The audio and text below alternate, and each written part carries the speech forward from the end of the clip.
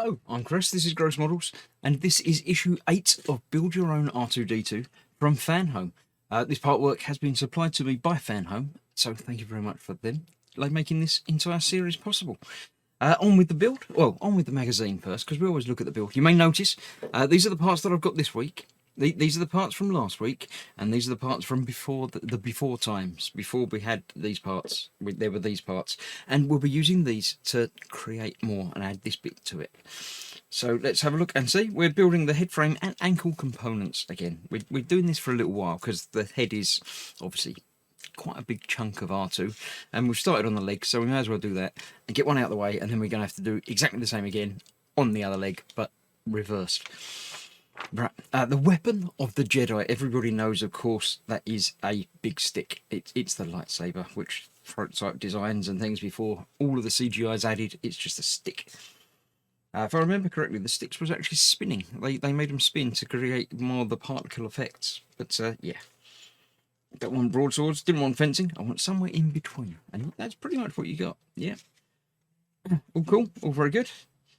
Every time I touch swords, the blades get breaking. Yeah. The Imperial Mark IV Sentry Droid, the little flying thing that hovers around and keeps an eye on things. Quite cool. I don't remember ever reading about those before, so it's nice to see some interesting different things. Humanoid robots, obviously we're talking about robot in the real world, understanding robotics. Not necessarily anything that we're building in this issue, but it's still interesting stuff. Obviously 3PO is, I wouldn't say the ultimate humanoid robot, but certainly up there with them. So there we go. Right, this time the head frame and ankle components. We've got a couple of different dome frames, some ring frame connectors, and the right ankle detail. So let me move the instructions out of the way for you, although I'll be putting them in the corner of the screen again anyway, so you can see them. So we're starting by taking the assembly from last time.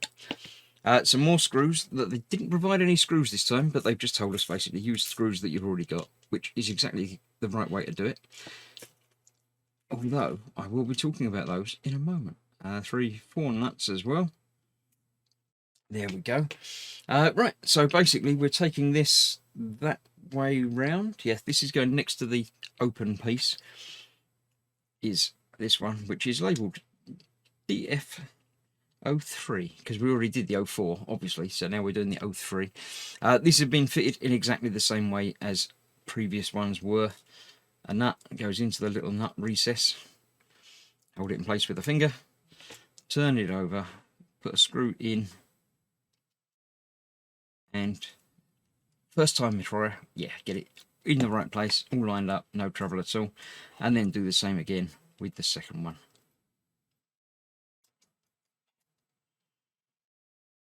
There we go, that's that. I've not tightened that down completely yet because we're going to work our way around a little bit further with another one and do the same again with that. Now, just in case it doesn't quite line up and sit in place, it's always best to leave a little bit of wiggle room so you can correct things should you need to, without having to go back and loosen things and then, you know, play around and then tighten them up again and then loosen them again and get it just right. And then, so yeah, let's get that one in on there. That all lines up as it should, so I can go back and tighten up the 4 of those. 1, 2, 3, and 4. So there we go, almost the top of the head, the top of the dome completed. So that is now the top view of the framework, just like it says in the picture there, and it looks just like that. I've got it all the right way around. Yay, woo! Right, next up, we've got some more metal parts. We have the 3 metal parts supplied this time, 2 of the silver screws supplied in issue 7. This is where I have an issue. Issue 7, they gave us these screws and these nuts. I didn't see any of these screws, but it's these ones that we need, the slightly shorter screws. I may be wrong. I may have just glossed over and put them in there anyway, but yeah, the fact that they're not naming any of the screws, they're just saying these ones from this issue, isn't any help when you've done the issue, you know, and put it away. So yeah, not top marks for that. Right, now these go together a bit like that. You can see it's sort of like a jigsaw piece. They don't just push together. You've got to drop one over the top of the other. A bit like that, but not quite, because that hasn't gone together properly. I've got to go from the other side. Yeah, it's quite a tight fit, which is a good thing. But beware, you've got the writing on one side. Make sure that's the same side. If you've got it the other way up, actually it wouldn't fit. It would be going off over that way. Yeah, ignore that. You can't do it wrong. Well, you might be able to do it wrong, but be very careful you don't do it wrong. Right, now it says to fit this to the underside of the joint. Now, I'm not entirely certain. I'm taking that this is the top side with a number on. So the underside is going to be below that, under there. And the two holes in that line up with the two holes on the top. And you know what happens with the two screw holes. You put two screws in them. So the screw will go through the top piece without any gripping at all. But the bottom piece is threaded, so you're tightening into that. So basically it's the same as we're going to be doing around here. That just goes in and doesn't actually hold anywhere. So it drops through the top half and tightens into the bottom half. Now you can see in a moment, when I tighten these down fully, nice and secure and tight, all metal parts obviously, so all okay. The screws are pretty much flush with the back there, as opposed if I use the longer screws, they'd stick too far out. So it's fairly common sense as to what one you're going to use, but just make sure you get it right. So that is that completed assembly. There we go with that. But we've not finished the build for this week. We've got more to do yet. What we're doing is taking these two assemblies, put that back out there. There we go. These two assemblies and the part that we've just been given today. That's going that way up, and these are dropping into there.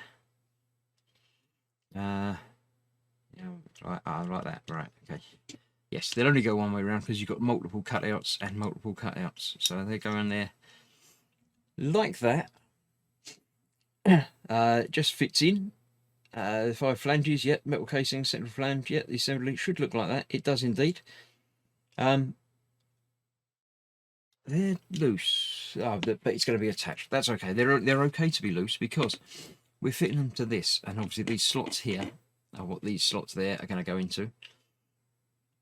So that is fitting onto there like that. Now we'll see. We've got multiple different fittings here. We've got these sort of hexagonal cutouts, which are just for these pins, and the two bigger screw holes for those. So getting that all lined up, obviously you can see the silver bits coming through there, so they now cannot escape anywhere. That's going in there like that. Turning it over, one of the black screws provided in issue 7.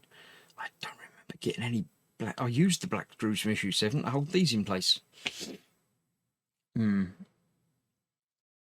They're going into metal, so again it could be, this is going into plastic.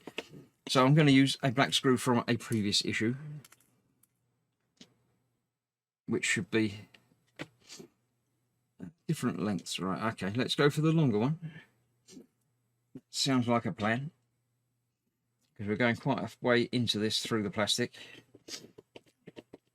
That's going into there. These black screws are the ones for use going to plastic. The silver ones are going into metal. So that is going into there. That's holding that in place. That's holding that in place. So now that's all nicely attached, bolt secure, not moving anywhere. That will go back on there, and eventually we'll be adding all the bits to that and tightening that up. But that is that for this. It's not fixed permanently yet, as it says. No, indeed, it isn't. But that's that. That's this week. That's this issue done. So thank you very much for joining. Thank you again to Fanhome for supplying me with the kit and allowing me to produce this series of videos for you. And I shall see you soon. I'd say that was issue 8. So next time I shall see you for issue 9. Thanks for watching. See you soon. Bye bye for now.